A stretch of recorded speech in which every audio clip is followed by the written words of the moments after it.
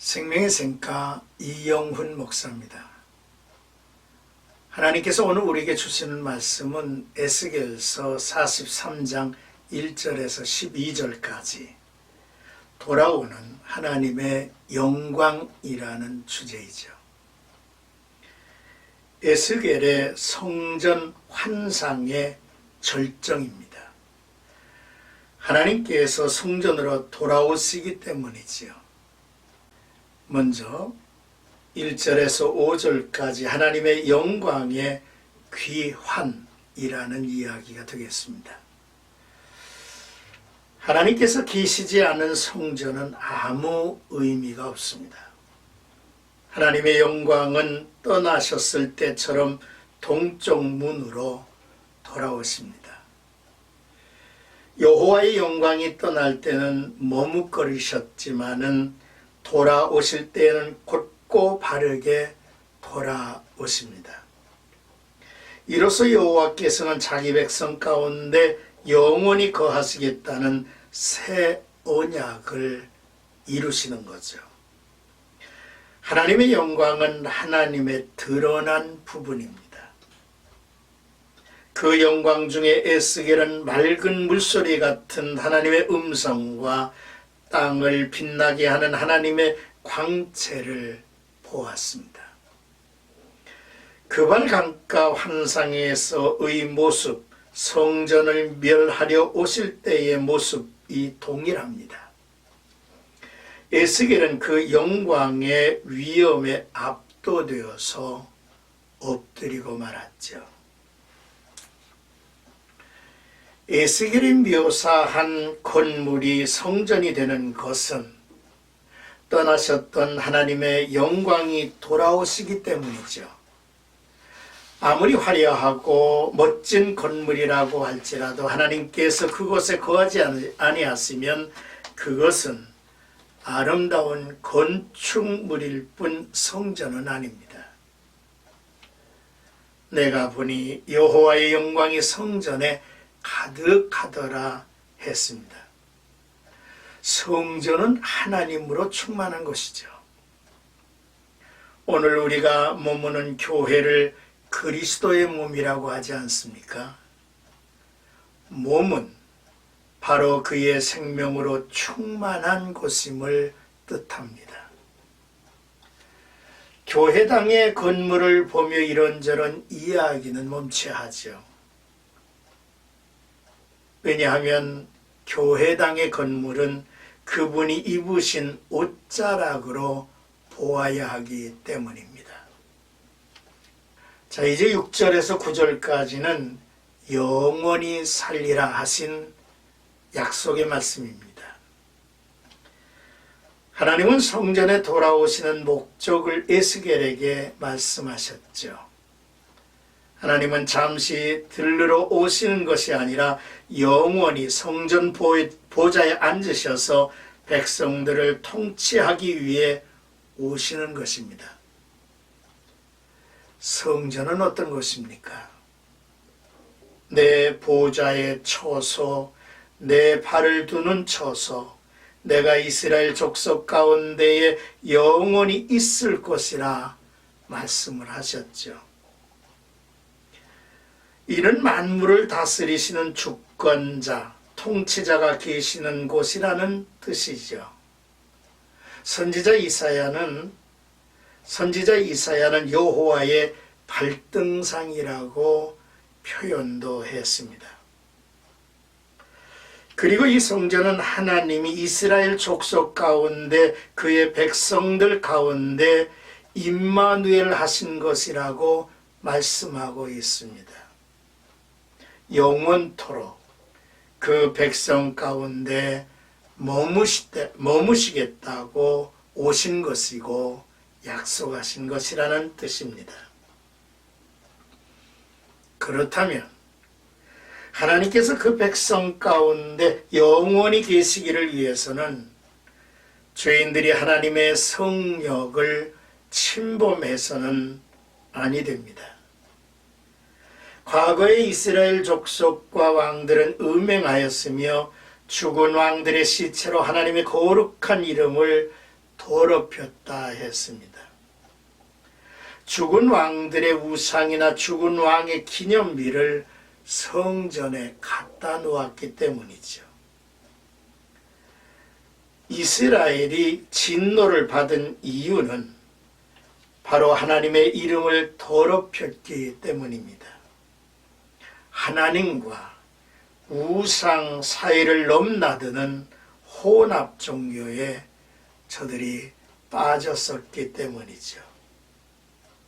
그러나 앞으로 이러한 일들을 결코 허용하지 않으실 것입니다. 자기 백성 가운데 영원히 머무시기를 소망하시기 때문이죠. 그러므로 성도들은 죄에서 철저히 떠날 일이 필요합니다. 오직 하나님에게만 소망을 두어야 하죠. 그리고 하나님의 약속 안에서 그의 임재를 간구하며 살아가야 할 백성이 되어야 한다는 것입니다. 자, 이제 끝으로 10절에서 12절까지는 성전의 법을 알려주라 라고 하는 내용입니다. 하나님의 두 번째 메시지죠. 그것은 미래의 성전을 이스라엘 족속에게 보여주되 측량할 수 있도록 세세하게 보여주라고 하셨습니다. 에스겔에 본 성전의 모든 법을 백성들에게 알게 함은 그 본질이 거룩함에 있음을 알고 거룩하신 하나님을 거룩하게 예배하게 될 날을 소망하며 거룩하신 하나님 앞에서 거룩한 백성으로 살 것을 소망토록 하신 일입니다. 당시 이스라엘 백성들은 포로 생활에 지쳐 있었죠. 절망하던 백성이 하나님의 영광으로 가득한 미래의 성전을 보면서 자유에 대한 큰 소망을 갖게 될 것입니다. 백성은 미래의 성전을 바라보며 오늘의 암울한 현실이 자신들의 부끄러운 행위로 말미암은 것임을 깨닫게 될 것입니다. 그리고 하나님과의 관계 회복을 통해서 미래를 꿈꾸게 될 것입니다. 부끄러움은 하나님과의 관계 회복을 위한 과정이고 하나님과의 관계 회복은 미래로의 출발이 될 것입니다. 그때에 포로로 잡혀온 지 25년이 되던 해였지만 새 성전에 대한 비전으로 백성은 희년까지 자유를 기다리게 될 것입니다. 하나님께서 그의 백성을 이끌어 가심의 신비로움을 우리가 보죠. 하나님은 약속하신 것을 그 자리에서 현물로 안겨주시지 않습니다. 약속 오음처럼 기다리게 하시고 인내하게 하시며 소망 중에 살게 하셔서 고난 중에 하나님의 사람을 만들어 가시고 하나님과 함께하는 행복을 맛보게 하실 것이라는 사실이죠. 확실한 비전과 목표가 있다면 그것을 향해 걷는 걸음의 한 걸음 한 걸음 또한 기다림이 행복이 될 것이기 때문이죠. 모든 일에 있어서 쉽게 얻으려는 것은 지혜롭지 못한 생각이죠. 우리가 하나님의 말씀을 행한 후에 그 약속을 얻기 위하여 인내가 필요하다, 기다림이 필요하다라고 하는 말씀의 뜻을 우리는 이해해야 합니다. 얼마나 땀 흘리며 얼마나 힘들게 약속을 붙들고 기다려왔는가 라고 하는 것에 그 보람과 가치가 그 소중함이 점점 커질 것입니다. 그래야 이후에 주실 하나님의 풍요로움을 우리는 누릴 수도 있고 지킬 수도 있고 전파할 수도 있고 나눠줄 수도 있기 때문이죠. 이런 말이 있음을 어느 책에서 읽어봤습니다. 가난을 이기는 사람이 100명이라면 풍요를 이기는 사람은 한 명도 없다라고 하는 말을 본 적이 있습니다. 우리가 가난을 이길 수 있다는 거죠. 그러나 풍요를 이기는 사람이 많지 않다는 거예요. 징기스칸은 이런 얘기를 했어요. 내 자손이 비단 옷을 입고 따뜻한 벽돌에 사는 날 나의 제국은 멸망할 것이다 라고 했습니다. 참으로 깊은 의미가 담겨져 있는 이야기죠.